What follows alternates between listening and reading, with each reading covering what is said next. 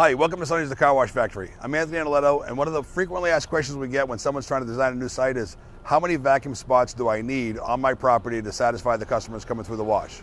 Well, there's a lot of variables that go with that. It says when you look at your site, depending on the width and the size of the space you can do it in, whether you're going to do straight square 90-degree spaces or angled spaces.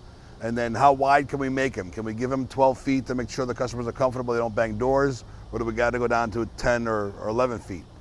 Those variables will help determine, one, how many you can put in there.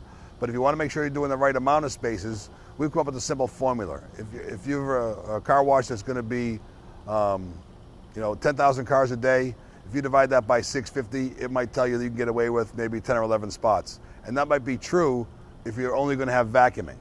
Vacuuming with no other services, no air blowdown, no free towels to wipe off the spots in a towel exchange program, no mat machines. We want them to get in, vacuum the car, and leave.